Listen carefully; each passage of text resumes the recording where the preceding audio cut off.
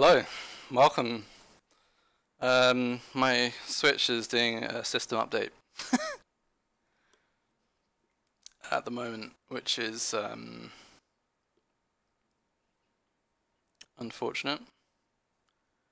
So I need to stall for time. And what else could we possibly stall with but some important information, actually. So you may be looking at this picture in front of you of this tundra. This is actually part of these, is spoilers by the way. This is part of the end of Hades. This is what happens when you get out to the surface. I think it's a very nice scene. But what happens in the tundra? Well, we're about to go into that. So yesterday we were talking about hibernation, and I realized I didn't really know much about it. So I went on a fact-finding mission, and well, it took me like 10 minutes. It wasn't that extensive, but we're going to learn about hibernation. So, common misconception about hibernation. Number one, a hibernating animal doesn't just go to sleep for like 10 months. That's not a thing. It's a prolonged period of inactivity or reduced activity rather than sleeping. In fact, it's a cycle of activity. So an animal may go into like this long period of hibernation whereby they will be active and at a regular metabolic rate for maybe like an entire day, like a 24-hour period, and then they'll go into a state called torpor, which you might have heard of before,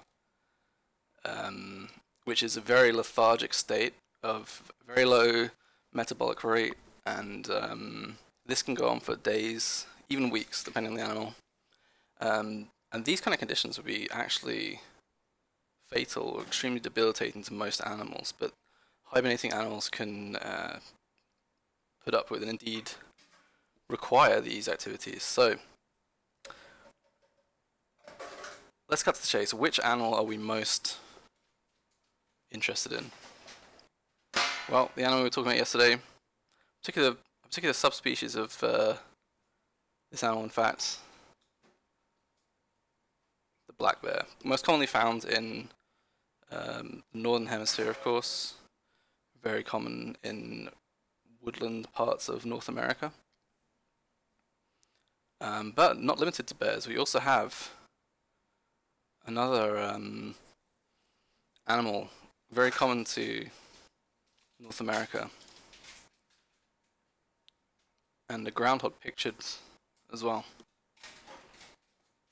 We also have one I didn't know was a hibernating animal before doing this research.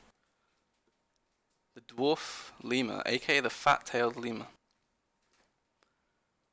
It's not limited to mammals. Another hibernating animal. The wood frog. Also, the box turtle. The Arctic ground squirrel. The humble pocket mouse. And various bats. All these creatures hibernate in one way, shape, or form. In fact, there's a debate apparently whether bears are truly hibernating animals compared to some of these other ones, especially something like the Arctic ground squirrel. And there's another common misconception. So you may notice that the tortoise in there. It's like that's not a creature I commonly associate with the tundra or winter in temperate regions. Well, it turns out that hibernation is not something restricted to the Arctic or temperate regions, and they're in fact hibernating animals that live in all regions, including equatorial, including rainforests and even deserts, incredibly. Anyway, how do these fine animals pictured actually hibernate? Well, very sleepy, and sleepy girls. We'll get into that too. So, hibernation is a state where metabolic rate drops. That means your heart rate drops, your rate of breathing drops, and general energy consumption within the body drops. So our friend here, the dwarf lemur, a cute cute animal in our top right here, has a resting heart rate normally of 180 beats per minute. This drops to as low as 4 beats per minute during hibernation, and they'll only take a single breath, maybe once every 10 to 20 minutes. And previously said how they were called the fat-tailed lemur. Well, their method of storing food is they store all of the fat exclusively in their tail. So they'll crawl into their den when they begin their hibernation with this huge tail, and they'll come out looking all svelte and slim and everything. The Arctic ground squirrel, our furry friends in the top left here, they burrow deep underground, basically down to the permafrost layer, and their body temperature actually drops down. I still don't know how this is possible, but their overall average body temperature will drop down to actually sub-zero, like freezing temperatures. Incredibly. Now, the thing that all of these animals have in common is the ability to control their I can't even say this word. I've been practicing this word. Metabolic, sorry, metabolic rate. And they still need to consume energy, and one of the ways they do this is the metabolism of fat reserves over a normal digestive process. So all of these animals can actually activate genes by starting the process of hibernation. When they stop consuming food, they have genes that activate that actually trigger fat metabolism over normal digestion. And this is how they're able to sustain themselves. This is why all of these creatures, I mean, some of the reptiles, they don't have the ability to store that much fat, but they're like a different case. But for the mammals at least, they all have these fatty deposits in their body. And these genes are actually present in all mammals. So goats, sheep, cows, cats, dogs, humans, we all have this gene. It's just that these particular animals are capable of triggering this gene. It actually turns on it's a series of genes, really, that causes them to have this hyper-efficient fat metabolism. And actually, there's another thing. When they performed brain scans on some of these animals. I think specifically they did it on the Arctic ground squirrels and bears. But they found that actually the brain activity got so low that these animals were bordering on brain death. Like without long observation, they'd think, well, these animals are actually brain dead. That's how deep the hibernation can get when it's in this torpor cycle. So essentially, the body is just ticking over at the bare minimum to keep the animal alive. So why would an animal put themselves through this? Well, there seem to be two main reasons for this.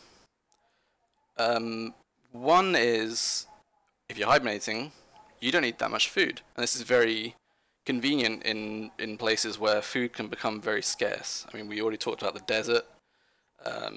Arctic regions or temperate regions in the winter, there's a scarcity of food. And this is the generally understood trigger for hibernation. There's also a secondary reason for it that we actually see in black bears, which is that a lot of the time when a black bear, like a female black bear specifically, will have cubs, it serves like a dual purpose. One, to have this hibernation process, and the other, they can, when they go into their dens, it's a very secure and safe place for them to give birth and nurse cubs. So hiding the cubs from predation from large predators, including other bears. So we talked about these animals, but we're really interested in one, right? This guy, the bear, specifically the black bear.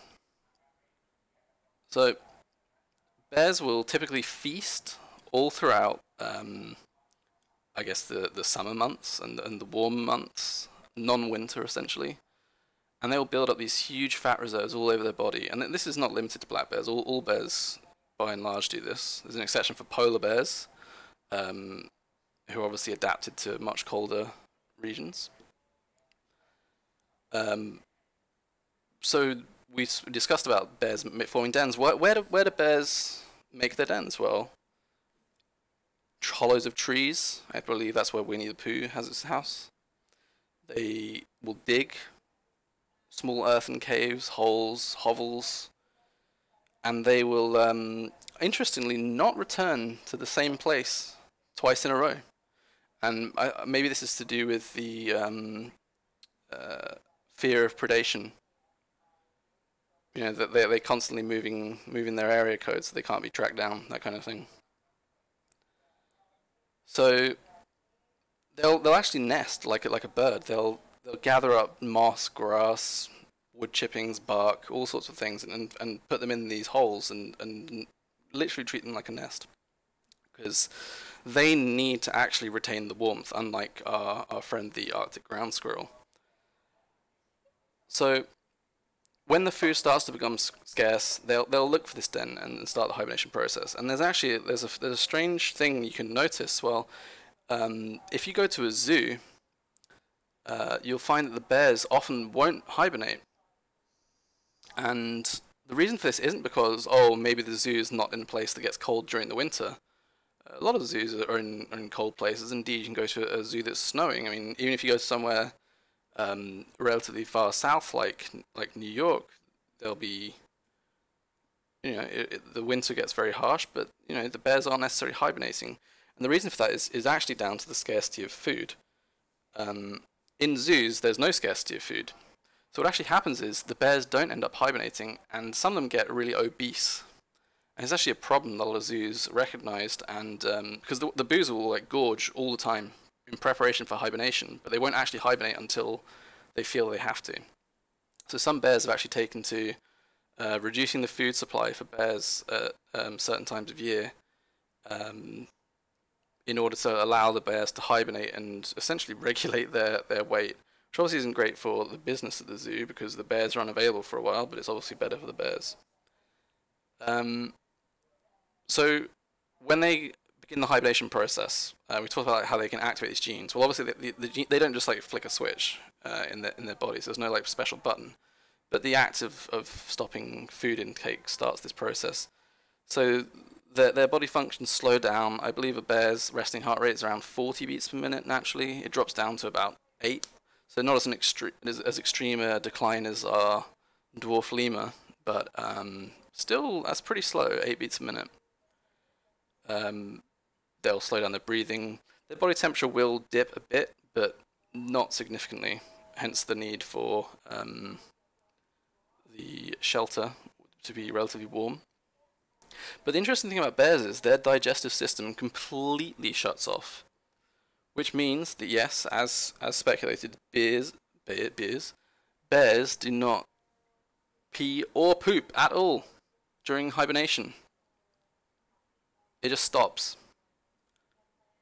Nothing goes in, nothing goes out.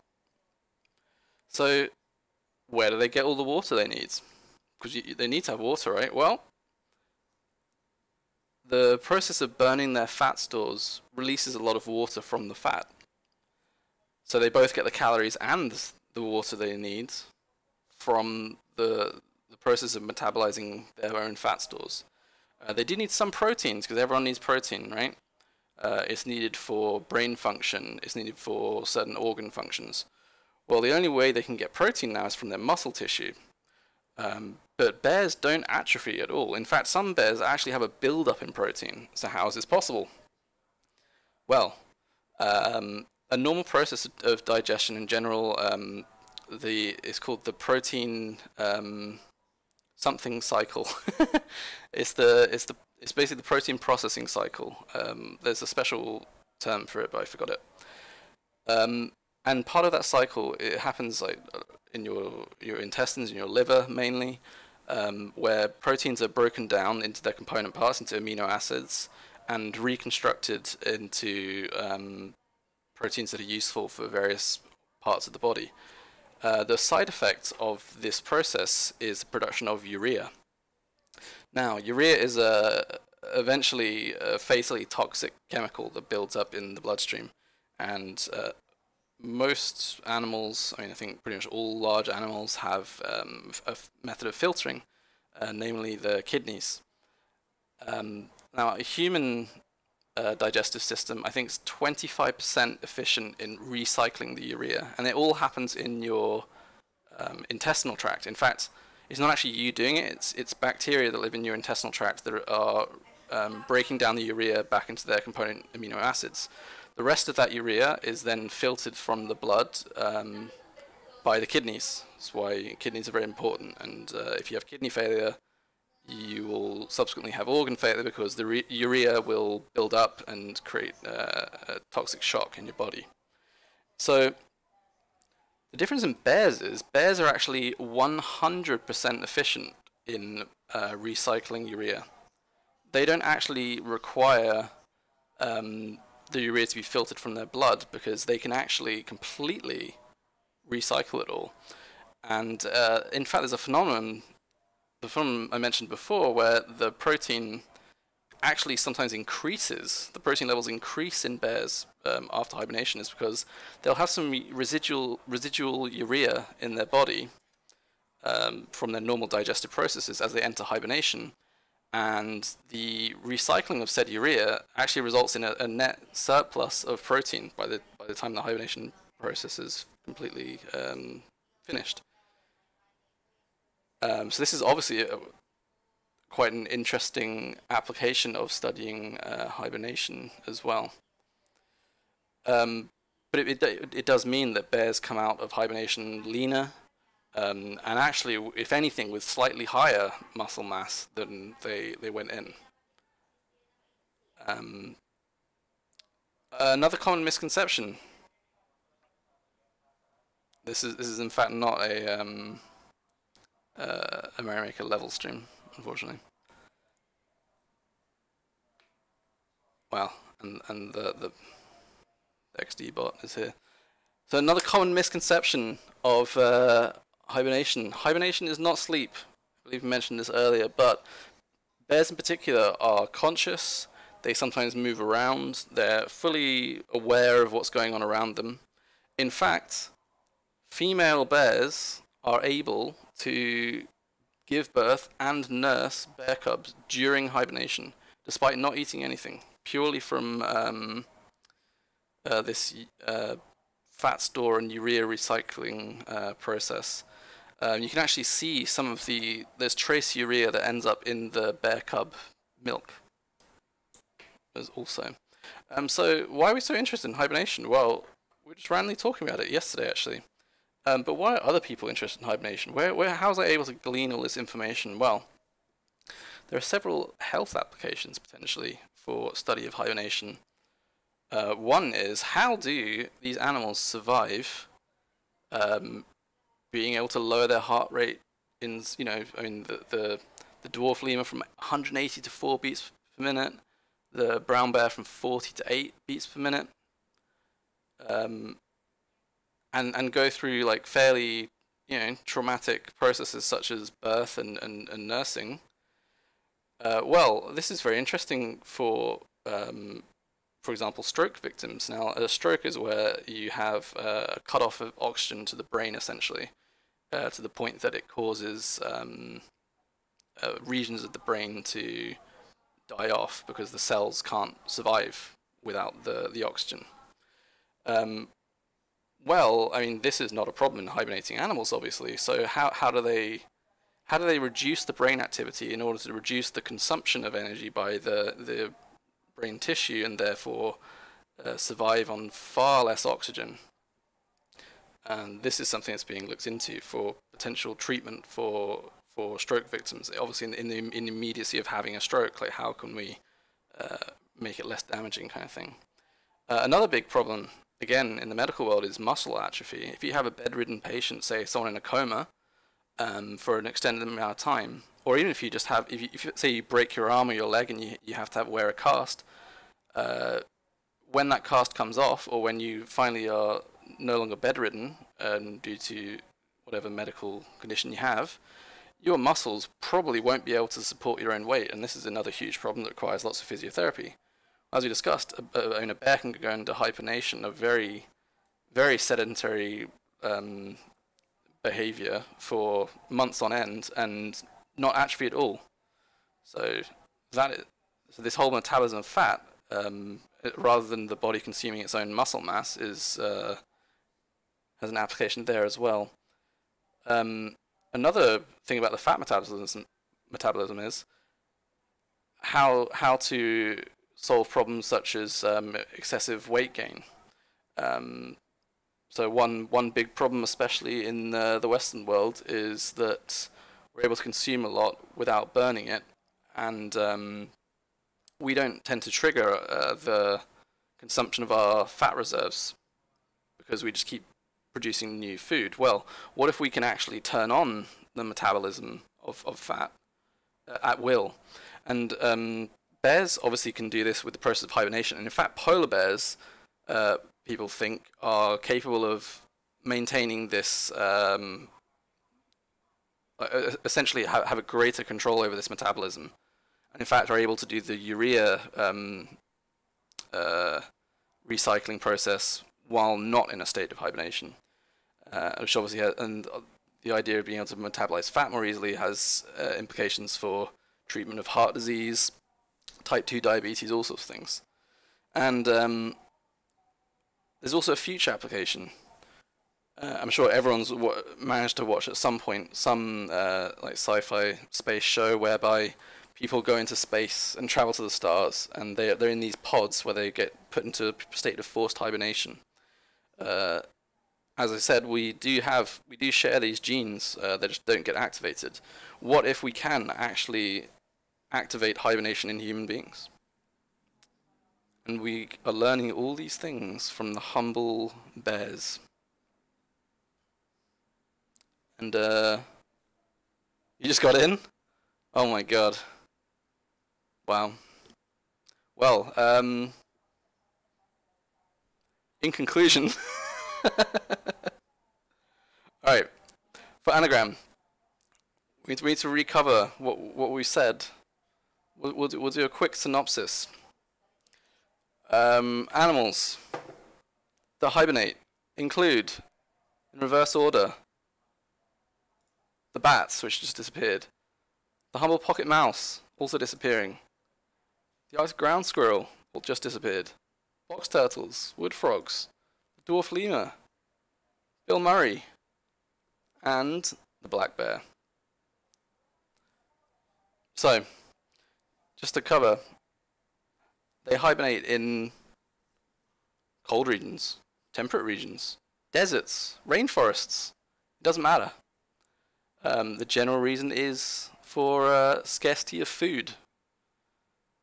In fact, the hibernation mechanism in black bears in particular is triggered by the scarcity of food. And when they stop eating, they go into the hibernation state. Bears in zoos do not have a scarcity of food, so don't actually hibernate, and they get extremely fat. Our friend here, the dwarf lemur, incredible animal. This big bushy tailhook gets even bigger and bushier. All the fat, it fuels their hibernation. Their heart rate drops from 180, a racing heart rate of 180, down to 4 beats per minute. Some people mistake hibernating animals for being dead. Their metabolic rate has dropped so significantly. Another thing we're wondering about, how do they keep their body temperature up? This animal right here doesn't. The Arctic ground squirrel's body temperature can sink below freezing. Incredible. The black bear, pictured here. This fella can drop its heart rate down to 8 beats per minute while conscious.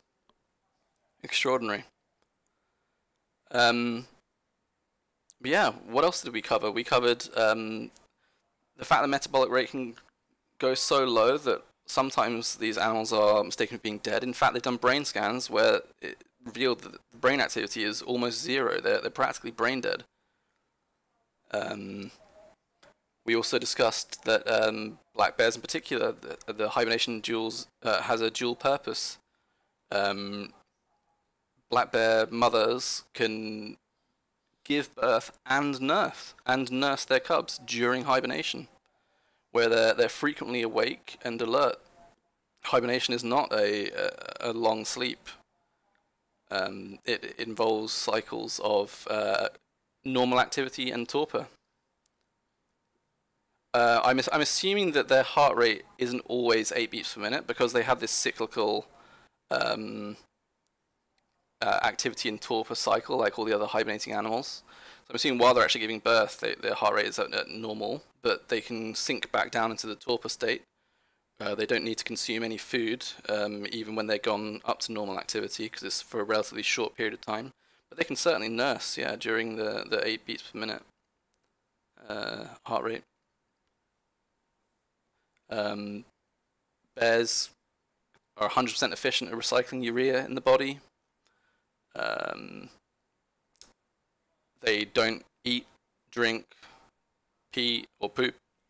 Not a drop. And they don't lose muscle mass because the urea recycling causes any protein they did consume from their muscles to be completely converted back into amino acids and complex proteins. Hibernation is an incredible thing. Absolutely incredible. It's such a strange process that the act of hibernation would just kill, for example, humans. And we talked about the fact that a stroke is a lack of oxygen to the brain, essentially. Hibernation is essentially that for a very long period of time, like days or weeks at a time in this active and inactive cycle of hibernation. How can we take advantage of this to essentially make ourselves stronger? Yeah, I mean, bears use this process to deal with scarcity of food. Thank you for the follow, Yamama. I'm glad that we're interested about bears here. So yeah, I did a bit of digging on hibernation, as you can see. And hopefully my Switch has restarted by now. Yeah, hibernation. I'm actually curious about the other animals that do it in the desert and in the rainforest. The rainforest seems like a weird one because the rainforest is somewhere that has a permanent abundance of food almost. So it's like, why would they do it? I think that the fat-tailed lemur is one of such creatures. I'm pretty sure they live in tropical environments. I don't know why they do it. But yeah, that has been hibernation chat.